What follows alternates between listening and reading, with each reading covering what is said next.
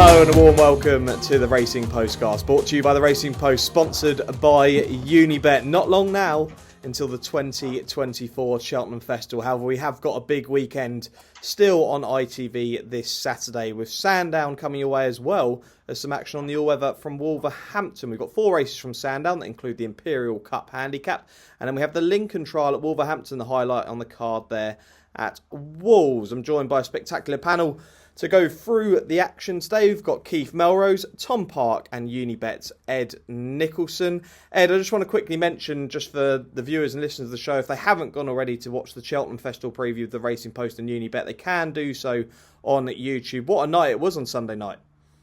Yeah, fantastic night. You always know it's a good night when people quote the night in the following pieces of media. Nico de Boinville's coming for quite a lot of quotes about what he said about 1 or 2 horses. So well worth looking at that, certainly, because he doesn't just sit on the fence. He does say a few things. Unibet ambassador, obviously. So, yeah, great. 45,000 people already watched it. Why don't you join?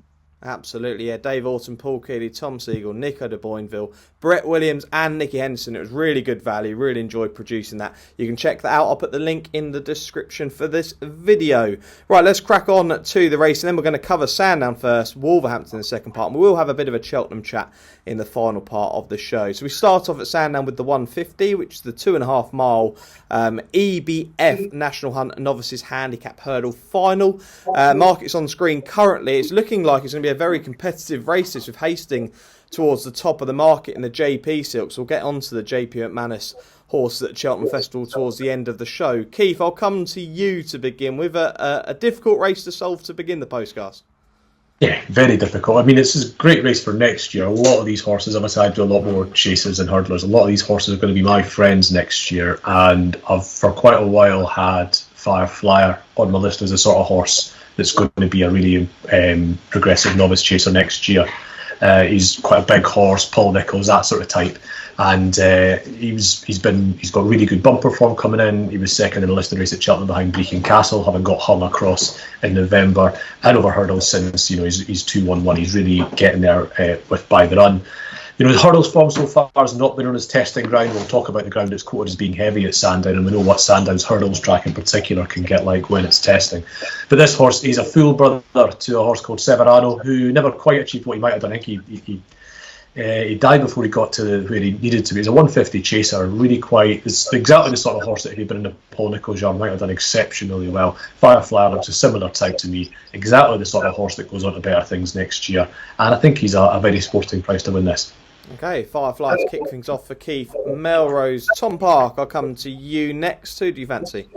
Yeah, I'm with Keith. I'm a Firefly fan. I just think that I'd have been a little bit keener if the ground had been a little bit better. There's just a bit unknown with this heavy surface. But look, he was beaten a neck by Secret Squirrel. I think that's strong form. And he was beaten. He was kicked out of the park by Gidley Park. But them two, they might be going on to compete graded races. I mean, Gidley Park's probably got a pretty good chance in the Albert Bartlett, I think. So that's the kind of form that you're playing with here. He's rated 127. I just think he's got loads of scope for improvement off that kind of mark.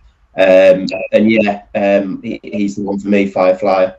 I didn't mean to say, Parky, when I talked about Severano earlier, I brought him up specifically to mention that he actually had quite a lot of form on softer ground. Just to take this. I know his Fireflyer's form over hurdles is on better ground, but he's got a full brother who thrived in the soft, which has sort of alleviated my fears in that regard. Yeah, it's not. I think he's been beaten by good horses on the. Yeah. So it isn't a massive concern. I'd have just been. And Nicholls knows what he's getting when on a horse at Sandown and does it on a hurdles track. He's not going to get a road, so he sort of comes in with his eyes open a bit as well, doesn't he? Yeah, absolutely. This has been the plan for him for pretty much all the season. I'd imagine they'd have been working backwards from this. So I think he's got a really good chance. So 2 votes for Firefly. Can we get a hat-trick to kick things off on the postcast this week? Ed Nicholson? Fortunately not, although I think he's got a fantastic chance. I mean, everyone has spoken about Paul Nicholls and his liking for Sandown hurdles, and this particular race as well. I've noticed he has worked back for his horses in this race over the years. So he does like to lay one out for this, and Firefly does look like a likely type. But I'm going to go for the other one at the top of the market, and that's Hastings, who's another horse who I think is way ahead of his handicap. This race is a really good race, as Keith said, to look at for the future, for both chases next year, novice chases, and even top handicap hurdles. It really does what. It really is a race worth looking at. Hastings looks to me like a horse who's much better capable than his current mark of 1.19. He won 2 bumpers in France. He'll love the ground. Beaten with a double penalty when he came over to the UK. I do think that there's a bit more to come from him. I think his hurdling needs to improve. He was disappointing last time, no doubt. But I think we might see a different horse today on Saturday. And it's interesting that JP, who we'll talk about no doubt later on, does like the sire. I noticed he's got quite a few Conic Turfs. Conic Turf Group 2, Group 3 winner in Germany, but he's got Darasso, Sully Dock, Front View have all won plenty of races for him. And it's interesting when an owner does get onto a sire, and JP's got onto this sire, and Hastings I think has got a great chance. Might be a bit skinny now, around about 4 or 5 to 1. It was 10 to 1 on the 5-day stage, but I still think he'd be the selection. Okay, Hastings for Ed Nicholson then, and 2 votes for Firefly from the Racing Post, gents. Let's move on to the 2.25 then, which is the Imperial Cup handicap hurdle over 2 miles. Another competitive handicap to get stuck into here, and I tell you what, there's some horses in here who have let me down in previous runs, especially Bad, who I'm sure the gents will mention in a second. But you've got the likes of Go Dante in here, you've got Spirit Donu, who I was really strong on for the bet for Hurdle. It all went wrong then. No doubt it will probably come together when I don't back him this time around. Ed, I'm sure there may be some extra places or offers in this race. What have you got? Extra place in this race, and it is one of those races that you do need an extra place. Very competitive. We talked about Bad. He's been naughty, not just bad, of late. I think he should have won last time at Ascot. I really do. I was there that day. I watched it, and I went away cheering because I thought it was my selection. I thought he'd won. Disappointing. So I won't be backing Bad again, but I will be backing his stablemate, Chipcott, who I thought ran a really good race last time out. Hasn't been reassessed by the handicapper yet. He could be well in. In fact, I think he's definitely well in. I think he might go up 12 or 14 pounds. He's only got a £7 penalty here. That was reverting back to hurdles, having disappointed over fences. He started his career in the UK in the 2 Grade 1s last year in the big festivals at Cheltenham and Aintree. He just might be well ahead of the handicapper. Trainer's still in great form. Ben Pauling, 4 winners from 22 runners in the last 14 days, so everything points. If you watch the race, go back and watch the replay on Racing Post. It just goes through that Huntingdon race like a dream. Quickens between the 2 last hurdles, still hits the last hurdle, still looks green to me, and went away. So as long as he's all right, having not run too long ago, I think Chipcott is a really good bet here. Okay, Chipcott for the informed Ben Pauling stable. There's no doubt if Ballyburn were to switch to the Gallagher novices hurdle, I think his runner, Teller the Name in the Supreme, is going to come for a fair bit of money on the opening day of the festival. So yeah, Chipcott for Ed Nicholson. Tom Park, to you next. Please don't tell me you're a Bad backer. To be honest, I have not been a Bad backer. He is bad. But I've got this funny theory, and I have no. This is kind of a G-Rod kind of thing, this. But look, he had a wind up a couple of starts ago. He definitely had problems with his breathing before. And I just wonder, the way he kind of was looking around at Ascot on that finishing straight, I just wonder if he's like thinking, like, Jesus, I can breathe again. And I'm happy to kind of just give him another chance. Because, look, this is a properly talented horse. And he's miles better than 126. He's miles better than him. I dare say if he had £10 extra on his back that day, he'd have probably still come there cruising. He's really well handicapped. I think the makeup of the race will really suit him. I think Knickerbocker Glory, I think, might go well at a good price. He's got conditions in his favour as an each way like alternative, but I think he's going to go hard. He loves the conditions. I think that's going to just give Bad a really lovely toe into the race, because he'll be kind of up there at the pace. I think there'll be half of these will have given up by the time that you get round to where like the pond fences on the chase track.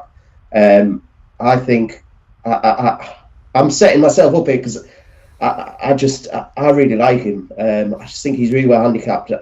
I wasn't slagging him off like as much as people were. Ascot, I just thought that was a much better run.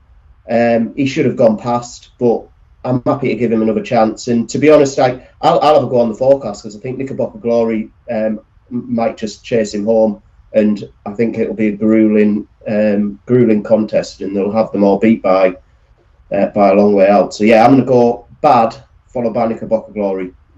As the producer of this show, I'm going to just tell myself to clip that up with regards to Bad, ready for Twitter, Tom Park. So we'll just wait and see whether that all comes true. Keith Melrose, I'll come to you. You're the final selection in the Imperial Cup.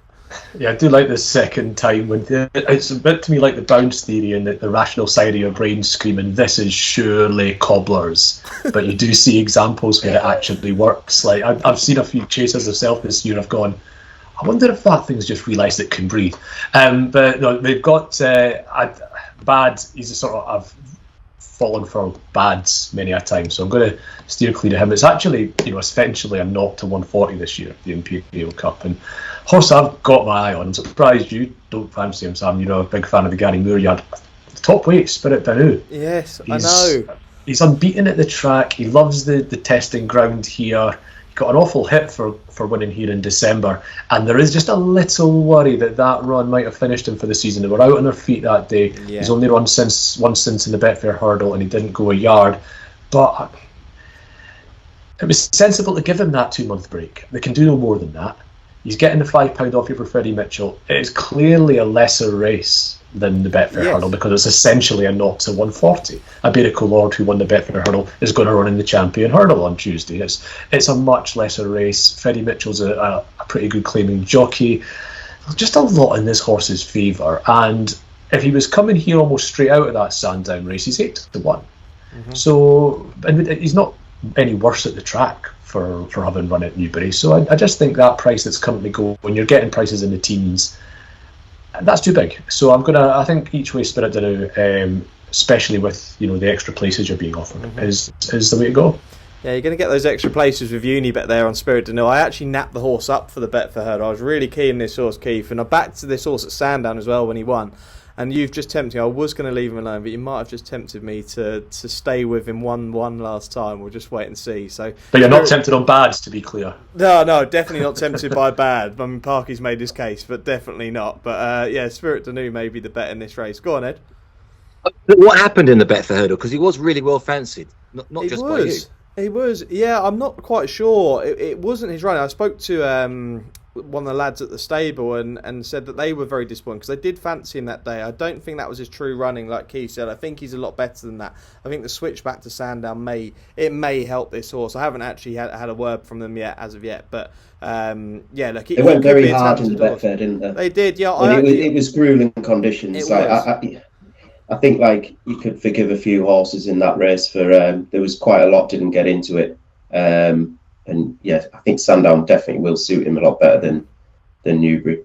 I could see him running well as well. Yeah, I think in their mind, I think they do think that he could potentially be a graded horse in the future for sure. So we'll just wait and see. But yeah, that's the 2:25, the Imperial Cup. Let's move on to the 3 o'clock at Sandown, which is a rare race for us to cover on the Postcast. Not often we'd cover a National Hunt flat race, but this is a listed contest over 2 miles. And again, you're not going to get many short prices on this week's Postcast at all. This is going to be ultra competitive and really difficult to solve with some of these horses only having couple of runs. Ed, I'll start with you on this one. Who do you fancy in this?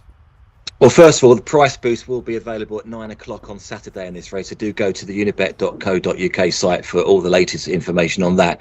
I mean, we've got 2 form gurus with us today, and it'll be interesting what they think because there's no form to go on. But it's quite a difficult race to call, given this podcast. But my eye was taken to Honky Tonk Highway for a couple of reasons.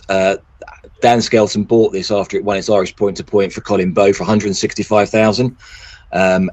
She won that day. The second has won for Ben Pauling since. The third won 2 races ago, or 2 races then won Bluey. So the form of that Irish point to point is okay at the very least, good probably. And Dan Skelton, Harry Skelton, the Skelton team, they do like a nice mare, don't they? Over the years, you can think of these mares. They've obviously thought a lot of this because they haven't, it hasn't run for a long time. Obviously hasn't run for Skelton at all. I just thought that was worth looking at. I noticed significant early money as well on Thursday, 7s into 5s across the industry, which I kind of take that on board when you've got very, very little form to go on. So it can only be a guess, but Honky Tonk Highway at around about 5-1 would be the selection. Okay, Honky Tonk Highway. Look, these are all going to be horses for the future for sure. There could be some really exciting horses in here, no doubt. Keith Melrose, I'm going to come to you. Like Ed said, there's not really much form you can go on, but who do you like? No, you've got to take a bit of a flatter extent with some of these horses. The one I picked out that caught my eye was Sunset Marquesa for the Tizard stable. Fourth in a Cheltenham listed race at the November meeting, and the time of that was pretty good, and the form, as you can imagine, for the Cheltenham races worked out pretty well. Mullins trained, the winner's not been seen since, but the horses that finished right in front of her and just behind her have all gone and won over hurdles or won a bumper since, so the form's working out pretty well to go with a pretty decent time. And then she had a couple of months off, 2.5 months I think, and then ran in the George Swinbank, Alice Swinbank, at the Market Raisin. Still green, she hung left as she started to stay on there, and that gave away the ground. Never meant she could never catch the first and second, but she was doing good work at the finish. Sandown's probably going to suit her better. She is bred to stay a little bit further, as most of them will be, but she just showed that day that she handles pretty deep ground and is going to suit the stiff uphill finish at Sandown. With that Cheltenham form and a good time to back it up, I thought she was a very sporting bet, but as you say, you're taking a lot on trust in one of these bumpers.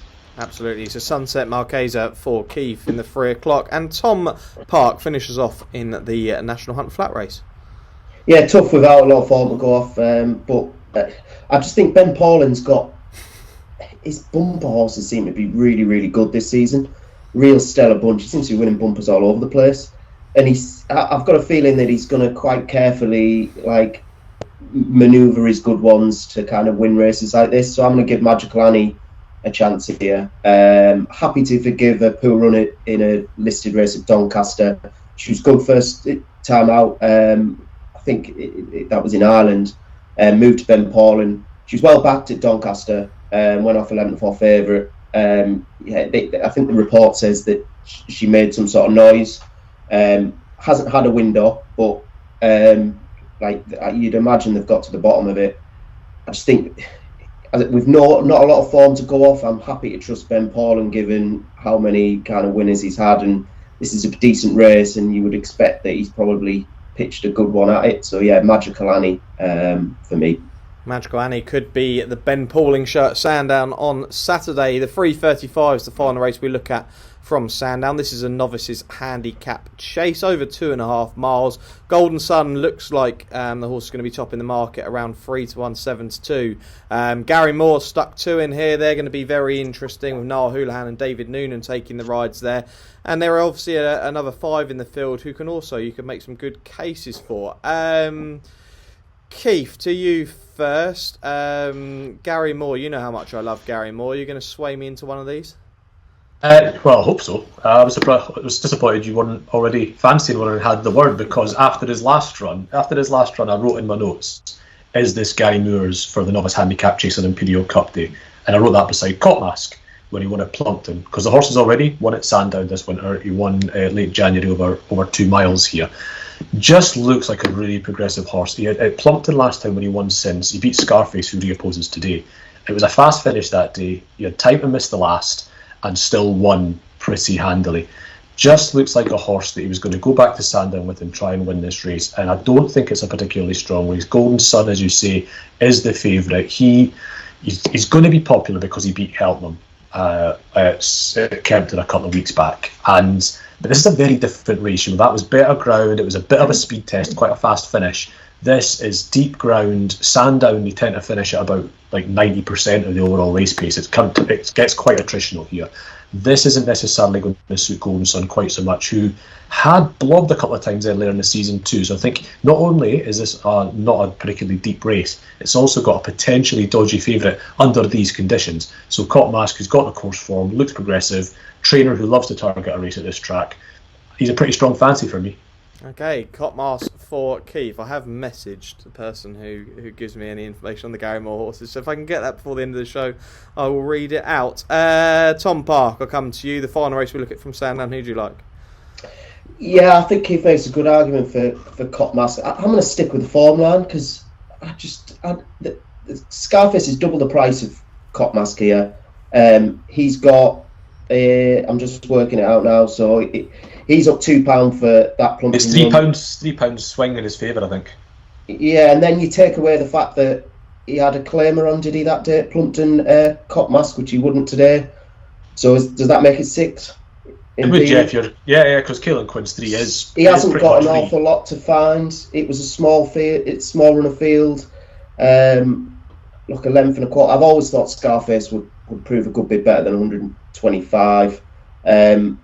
Yeah, I'm happy to kind of trust that form line, and I just don't think that Scarface, it should be twice the price. But yeah, I haven't got an overly strong opinion. I was quite keen on Venetia's other horse that was running here that hasn't been declared. But yeah, I'm happy to give Scarface another go, I think. I did actually back him at Plumpton that day, so maybe it's a little bit of, maybe I'm becoming a little bit attached. But yeah, I'm happy to give him another chance. Okay, that's the other thing actually about Golden Sun. Actually, he's inherited favouritism because Mortador, the Venetia horse Sparky was talking about, there hasn't been declared. That's it. So yeah, it's going to be a tentative selection for Parky, but it'll be a double figure price on Scarface. And Ed Nicholson, you're going to finish us off in the first part with a winner at Sandown. Well, I'm actually not going to go for a win bet. I'm going to go for an each way bet, if that's allowed. Of course. I think this race will just. I think it will suit a particular horse in this race that, on form, he can't win. But I think the way he runs his races and the fact he's up half a mile suggests he might get placed. He's been placed in 7 ways, but he's come first, second, or third in 7 of his 10 races. He's got bottom weight, which I always like in a handicap chase. 10 stone 2. Dr. T.J. Eckelberg won at Ludlow. He came second at Chepstow last time, and I spoke to Evan Williams afterwards because I've always worried about this horse. He doesn't put it all in, given those number of times he comes second or third. So I actually asked Evan, which is a brave thing to do, whether he thought his horse didn't put it all in, and he actually said no. He goes, I just think he needs a really fast pace. He needs to come there late. That's why he comes so close, seconds and thirds.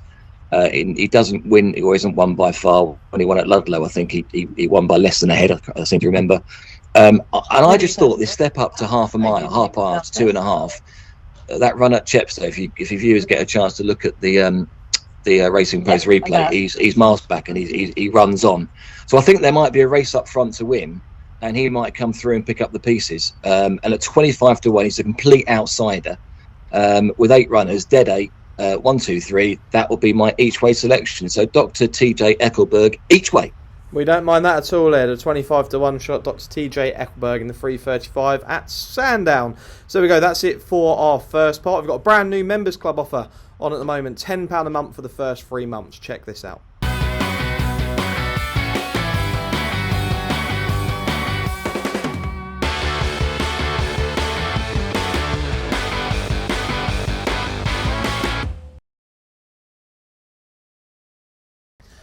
Welcome back to part 2 of the Racing Postcast, brought to you by the Racing Post, sponsored by Unibet. You've still got Sam Hart, Keith Melrose, Tom Park and Unibet's Ed Nicholson steering you through the weekend action on ITV. We head to Wolverhampton now on the all-weather for 2 races there, and we start off with the 240. It's the opener on their card, which is the Lady Wolferen Stakes over 7 furlongs, and should have been a ring. Is probably going to be the shortest price favourite we have on the postcast this week at around 6 to 4, 13 to 8. You've then got Dr. Khan Jr. in there, 9/10 is in here. Mum's Tipple, my word, what happened to Mum's Tipple? Misty Grey and Intervention for the Mick Appleyard at 40 to 1, who often do well on the all-weather.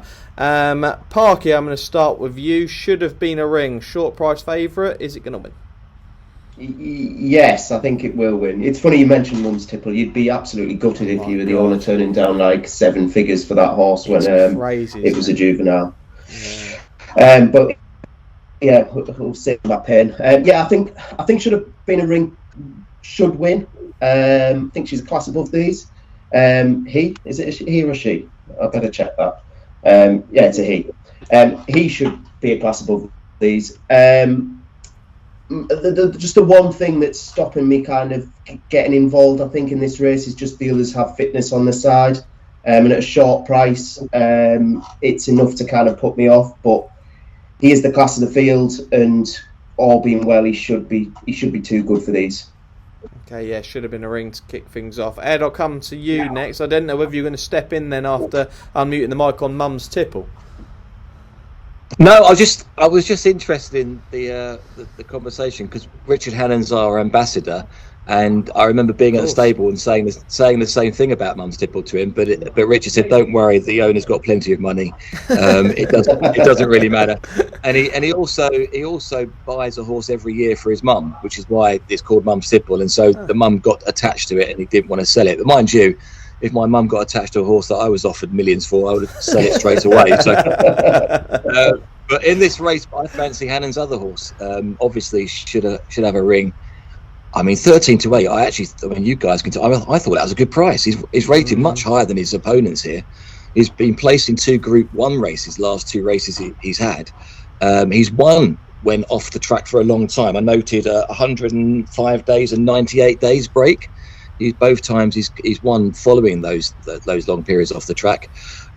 He's got a fair draw. The all weather is something he's been running on turf that you would be slightly worried about. That I'm not worried about the time off the track. I just thought he was a good bet, really. Absolutely. I mean, if this horse is ready, go back and look at this horse's last run. It was actually at Longchamp on Arc weekend in the Prix de la Forêt. Was behind Kalina and Kinross, beating the horses like Pogo, King Gold, who's very good out in France. You've got Happy Romance within there, Saturn, who was a Group 1 winner. These are really top-class horses, there's no doubt about it. Keith, are you in agreement with Ed that this could be actually a fair price about this horse?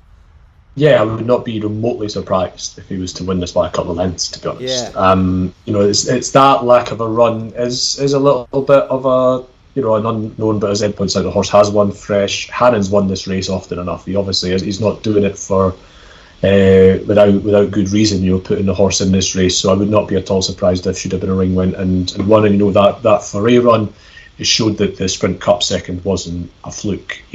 That day he followed regional all the way through the race. And at the time I thought, well, is that just where the place was to be at Haydock that day? But the Foray run suggests not so. I mean, for that reason, I'm not going to I wouldn't be having a proper bet in this race, but I would like to draw attention maybe to Misty Grey at a big price.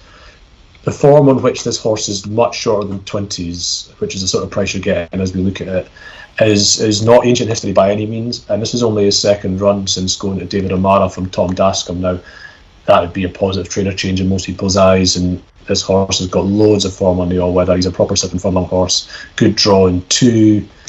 And as I say, the form, even last summer's form, he would be, competitive with everything but should have been a ring. So if O'Mara on his second run for the yard, he can bring him back a bit closer. You can see this horse would be getting placed at a price. But I think that's the way to play this race if you're not going in heavily on should have been a ring, because that horse might just pick them up and carry them. Misty Grey probably shouldn't be a rag if O'Mara's got him back. Okay, yeah, all in agreement that should have been a ring. It's probably the most likely winner, but a good word there for Misty Grey from Keith Melrose in the 240 at Wolverhampton. One more race to come from Wolverhampton, which is actually the Lincoln Trial Handicap. And we say Cheltenham's not far away, and the Lincoln won't be far away at all. This is a Class 2 handicap, just over a mile here, and yeah, you're going to get a price about all of these runners around 6-1 the field by the looks of things. I'm actually going to be nappy in this race, so I won't make my case until the end. But who should start? Ed, I'll start with you. What have we got? Any offers in this race, and who do you like? Yeah, price boost from 9 a.m. On the day of the race. Might be a few other offers on this as well, looking at how competitive it is for 9-2 the field. In fact, nearly every race this weekend is competitive, isn't it? Just before Cheltenham. Plenty of opportunities to back good price winners. So this 3:15, the Lincoln Trial, we used to sponsor the Lincoln, and I remember always being tuned into this race. And there's some good horses in this race. They will get into the Lincoln if they want to. My eye was drawn to King's Code. It's a very competitive race. It's a speculative choice. Won his last 2. He's done very well since going to David Evans. I think he's 6 from 12 since he's been with that stable, and 5 of those wins have been on the all-weather. Holly Doyle takes over from Rosser, I think, who rode him last time. won by short distance on both those last two occasions, although last time there was 4 lengths back to the third. So the handicapper probably is okay with it. This will be the highest rating he's ever won off, which is a concern with me. But he's around about 7-8 to 1. I thought he looked at a decent bet. Got a good draw. I like horses drawn in 6, 7, and 8 at Wolverhampton for reasons I won't go into, but over kind of this sort of trip as well. So I think everything points to a good run for King's Code, but it is a really competitive race. I wouldn't be surprised to see nearly any of these horses winning. But speculative choice in King's Code. Absolutely, yeah. It's not actually going to be an easy weekend to nap a horse at all. If we do get the lucky 15 up this weekend, it's going to pay a hell of a lot. Keith, I'll come to you next. Who do you like in the Lincoln Trial? Well, I'm now in the position that Parky was and we were talking about the novice handicap chase, because I like the form line of the horse Ed's just talked up, but I'm going to take the one that he beat. Smoky Mountain has jumped out at me a little bit. He got beat ahead, short ahead by King's Code in that race at Southwell, got caught in the final stride, but he's £6 better off now with that horse. Drawn better now too. He's drawn right and one tends to get raced prominently, so I quite like where he's drawn to. This, he's been quite progressive all winter, really, this horse. And yes, I think maybe people might get put off by the fact that when he stepped up to a mile, he got caught in the final stride, but he was still going away from the rest. It wasn't like he was fading and came back to King's Code. King's Code came and got him, but we've seen that horse was very progressive, and obviously he's won again since. Smoky Mountains by Frankel, yes, out of a sprinter, but I just think a mile and extended mile around the sharp track's going to be absolutely fine for him. Plum draw. Harry Davies taking the ride, a lot in his favour, and I think he's sort of waited to get one back on King's Code and has a lot going for him besides. Okay, so 1 vote for King's Code, 1 vote for Smoky Mountain, and 1 vote Tom Park too? Smoky Mountain, yeah. Yeah, I'm actually quite keen on Smoky Mountain here. I echo everything that Keith said. He got a taster at Doncaster last year, beaten by a good, decent James Tate yardstick.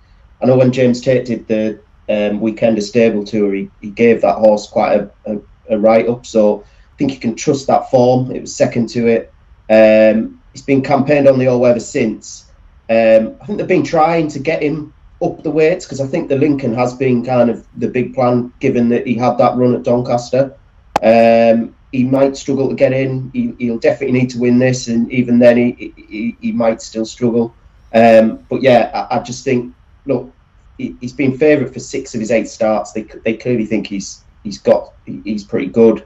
I think the extra half furlong, like Keith said, being by Frankel, I think will play really into his strengths. It doesn't really concern me, the fact that he got beat by King's Code last time. The fact that King's Code's a little bit shorter in the betting, I'm just surprised at. Like, there was only a short head in it. I had more reason to think coming out of that even if they were to run that race again off the same weights, that Smoky Mountain probably beat King's Code next time. But he's getting £8 today, where he only got £2 that day. That's a £6 swing. Good record at the track. I think he's 2-1, 2-1. I think there's plenty to like, and he's a big old price. So yeah, I like Smoky Mountain here a lot. Okay, Smoky Mountain, 2 votes for this horse in the Lincoln Trial, and I'll give mine at the end of the show. So that's it for part 2 of the Postcast. We've got Cheltenham chat and our naps coming right up. Want betting on the horses to be anything but flat? With an app that impresses every time out. You're on. Want to watch live streaming of races in the UK, Ireland and around the globe? And get a chance to win even bigger with 3 Uniboosts every day on any horses you want. Unibet, you're on. Welcome back to the final part of the Racing Postcast, brought to you by the Racing Post, sponsored by Unibet. Sam Hart, Keith Melrose, Tom Park and Unibet's Ed Nicholson. We've spun you through the weekend action, but something a bit different on this week's show. With Cheltenham just around the corner, rather than going to the kind of any other bets for the weekend, it's probably worth having a look ahead to the festival. And some big news with regards to the Cheltenham Festival, with JP McManus, with Meeting of the Waters being purchased, the current Ultima Handicap Chase favourite, and it's on the line. The Festival Hunters Chase, I think it's second favourite, may have been backed into favourite now for that race, and also putting Iberico Lord into the Champion Hurdle. A really fascinating move this from JP McManus. It sounds like it could become the JP McManus Festival. Ed, I'll come to you, because obviously with Nicky Henderson declaring Iberico Lord and putting this horse into the Champion Hurdle, it is an interesting horse in here. Yeah, if anybody wants to know more about it, listen to the Racing Post Unibet Cheltenham Festival preview, because we do talk about it quite extensively. Tom Seagill has some interesting comments to make about it before he was then supplemented for the Unibet Champion Hurdles. I think he's got a cracking chance. I think they all know at home they've got a horse who's improving. I think, is he rated 143? So the county would have been the obvious choice, and we know a few horses that have gone to the county and then won the Unibet Champion Hurdle the following year, don't we? If he was mine, I'd probably still keep him for the county, because he'll get the fast pace, he'll be able to lob along and then hopefully do him for toe at the end. I worry about the pace for this year's race, the Unibet Champion Hurdle. If it gets a fast pace, I think he'll go very close. I really do. Tom Seagill said something really interesting, a spoiler alert, but he reckons he was the second best English horse over 2 miles, even though he's rated 143. So I think he's got a chance. He's 14-1 with Unibet to win the Unibet Champion Hurdle. Big prize. I think it's a big prize. I think he could sneak a place. Whether he can win, I don't know. No. And I do worry about the pace of the race. But yeah, Iberico Lord already won two Unibet sponsored races, could win a third. Oh yeah, you look at it currently, and if Lossiemouth comes out of this race, which is probably more than likely, looking at the race, you'd have Stateman in here, potentially Irish Point, and then if we're saying this horse is the second best, British kind of 2 mile hurdle, then Iberico Lord is a big price in it, potentially to hit the frame in third. So it really is fascinating. Tom Park, I don't know whether you want to talk about the JP McManus news, whether Iberico Lord or even the 2 big purchases yesterday. Yeah, I think Iberico Lord's interesting as well. Like, he's probably going to get I think the big reason for this is probably the conditions. His one bad run this season came on fast ground at Ascot. I think he needs it as soft as you can get it. I think he also needs a really strong pace, and if Not So Sleepy is going to go like Not So Sleepy often does, he's going to get the race set up for him. I agree. I think 14-1 is big. I think Stateman is obviously going to be tough to beat, but you look at more into Stateman's form, and like, he's beating the horses that he should beat in Ireland. I'm not saying he is the obvious winner, but I think probably the play in the Champion Hurdle is looking for something a bit bigger. And now that Iberico Lord's been entered, I think he's got half a squeak. And as I said, I'd be surprised if he isn't challenging for third. I think he'll definitely be staying on, and if the softer the conditions, the better for him. I do think his absence in the County Hurdle is interesting, because I'm really big fan of Under Control. I think she's so well handicapped. Was all over for Kelso last week. I backed her for the County Hurdle before that on the basis that if she'd have won last week, which I expected her to do, she'd have been a skinny price with that 100k bonus to kind of land. She obviously got ruled out, Kelso, on veterinary advice, but they never actually gave a specific reason as to what that is. And I kind of thought, I know what Henderson and Nico, they were kind of hatching some plan for the summer for her on the preview the other night, but now that Iberico Lord's come out of the county, I think it sets it up for her. I think they think she's very, very good. She's really well handicapped off 138. I think she's a proper grade 1 mare. I just think that she's not quite Champion Hurdle class, and I think if the mare's hurdle was over 2 miles, she'd probably definitely be running there, and would have a right chance in it as well. I think 138, she's got a massive chance. And another one in the handicap, which I've kind of warmed round to, is a few people through Shoodies have kind of mentioned him, and it's pretty obvious where it's come from, but that's Harper's Brook in the Grand Annual. I know I've made that case for bad, and you might be thinking, oh, what are you doing? These Ben Paul and things that kind of stop themselves. But I just think that this is like a Sky Pirate times 2, isn't it? Ran in the Ultima last year, no chance of staying there. I think they'll go. I think this has got a right chance, Harper's Brook. I think they finally found out that 2 miles is trip. I know he stopped rather quickly at Ascot, but perhaps that's him just going enough's enough. Is it not more the case that 2 miles, throwing your head in there at the end doesn't matter so much over 2 miles? Yeah, well, I think Frank Hickey was talking about it the other day, and I absolutely agree with him. If you've got a horse out, he was asked how would you ride it. Like, I would go for the They ride them. Yeah. And winner, that was a horse that won the same race, the 10-year-old a couple of years ago. I've forgotten his name now, but the same colours. Won that race. They'll ride him the same. I think just absolutely gung ho and try and get everything beat 3 out, and hopefully he doesn't decide to pull himself up on the running. But I'm warm to it. Like, I mean, there was 20s, and there's, as I said, there's a few shooties kind of putting him up, and he's halved in price. But I'm warming to the Harper's Brook camp big time, to be honest. Harper's Brook and Under Control, my 2 like real handicap naps for the meeting. Perfect. I'm just having a look, Parky, for someone who hasn't put Harper's Brook up for the Grand Annual in the last couple of weeks. Honestly, like you say, there's so many Shrewdies who've been putting this horse up for this race. Keith, it's an obvious case. It is so obvious. There's a lot of them. Keith, I'll come to you. You're a man who absolutely loves the big handicaps at Cheltenham, no doubt. So is there any that have caught your eye and any that you really fancy next week? Well, the Grand Annual, every time I look at that race, I spot another 3 plot jobs. It could be a really hot Grand Annual this year. As we're recording this, we've not long had news through the Evan Williams has booked Harry Cobden to ride Liberty Hunter, which is big news to me. I've been across that horse for quite a while. And the fact it's going to be softer ground helps me out a little bit.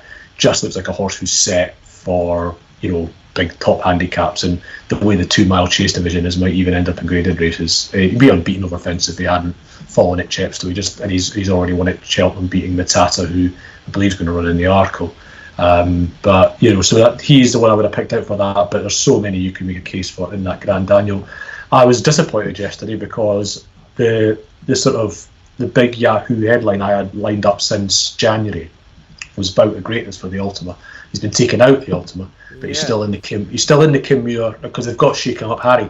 The same owners have got Shaking Up Harry for the Ultima. I suspect they're shuffling their pack, and they're going to put Bout of Greatness hopefully in the Kim Muir. I'll be livid if he runs in the 4 miler. It's much harder race for him to win on those terms. So hopefully he runs in the Kim Muir. I'll still be very keen on him. I won't win as much money if he wins, but it's sensible. It's the easier race. And this horse, I saw a quote from Harry Redknapp today, and he gave the game away a bit.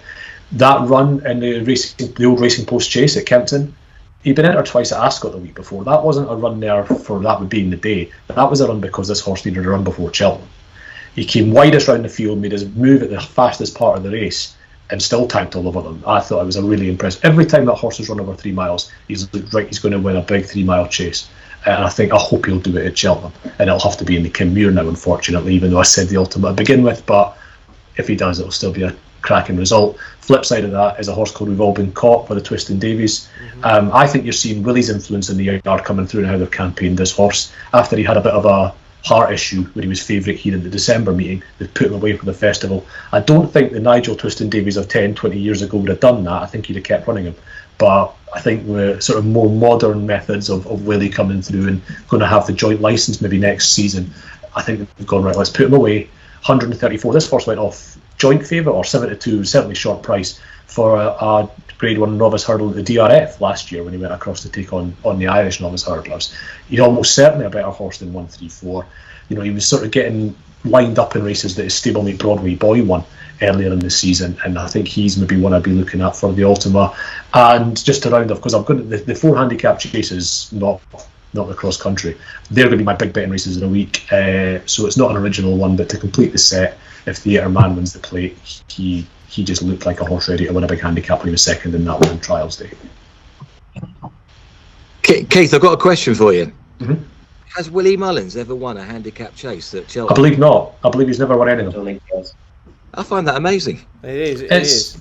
Well, it's certainly until quite recently, Mullins wasn't really known for the longevity of his horses, really, and that will be part of the reason it's there. The handicap hurdles he wins. There isn't a chasing equivalent to State Man, really, is there? You can't just get these things lined up the way he's done it. So I think that's why it's still surprising that he's never done it. The man's won 94 Cheltenham Festival races, and none of them have been a handicap chase. But that's good. I mean, I watch a lot more British racing than Irish, and I watch a lot of chases, so I'm quite happy Mullins leaves the handicap chases at Cheltenham alone. If he was targeting them, I'd be tearing my head out, I think. But yeah, it's a really interesting fact that he's, that's 15% of the meeting. He's won 94 races and he's never touched those races. It's a crazy stat, it really is. That could change this year, we just never know.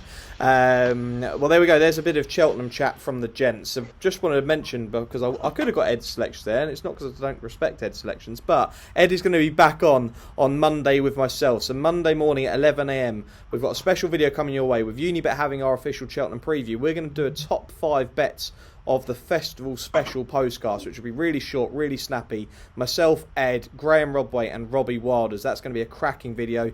You'll also get all of Unibet's big offers for the week as well. So definitely tune into that Monday at 11 a.m. Right, time to get the best bets for the weekend then. Let's see who the panel fancies their best bets. And Keith Melrose, I'll start with you. Yeah, Cup Mask, 335 Sandown. I made quite an impassioned case for him, and that'll still stand. I just think he looked like the horse for this race when he won last time, and nothing I've seen changes it. I don't think it's a great field. Okay, Cup Mask 4, Keith Melrose. Tom Park, to you. Yeah, I was going to be very bad and not bad, but thankfully someone else wants to nap in the Imperial Cup. So that's music to my ears, because it probably isn't the wisest thing to do, napping bad. So I will nap Fireflyer in the 150 at Sandown for reasons mentioned earlier. I think that he's a really progressive novice, and I think he'll take all the beating. Okay, there we go. Ed Nicholson, I'll come to you. Who's your nap this weekend?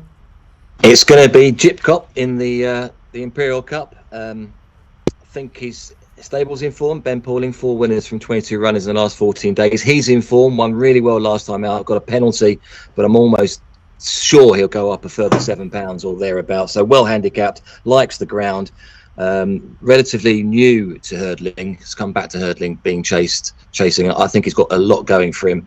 So Gypcott in the Imperial Cup. Okay, Gypcott in the Imperial Cup, and I'm going to nap. I'm probably going to take some stick for this, but I'm going to nap up in the Lincoln Trial Handicap, and I think the 8-year-old Sir Busker, I think this has been a massive, massive plan, this race. I genuinely do.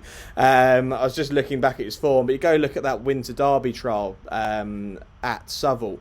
Enemy, who won that race, has come out and finished second in the Red Sea Turf Handicap out in Riyadh. That was a really strong race. And Military Order, the one that was second in the trial, actually went on to win the Winter Derby. The Foxes was a bit disappointing in Riyadh, but you can probably make excuses there. Sabuska stays in a mark of 103, and has Brandon Wilkie taken off £5. I don't think they're aiming this horse at the Lincoln. I think this is just the plan to win this race on the all-weather. They've been aiming for this, I'm pretty sure of this, and absolutely love the William Knight stable as well. So I think Sir Busker, massive chance. This is probably the last chance I'm going to give him, otherwise I think it's time to call it a day, but I do think Sir Busker 103 with a £5 claim on, massive chance this weekend. So there we go, that is it, our final postcast final postcast for the weekend previews prior to the Cheltenham Festival. Like I say, don't forget to join us on Monday at 11 a.m. with myself and Ed. We'll be up early recording that, and that will be out to you, and a really good video. And listen, big thanks to Keith Melrose, Tom Park and Ed. As always, enjoy your weekend, and we will see you again on Monday for another postcast.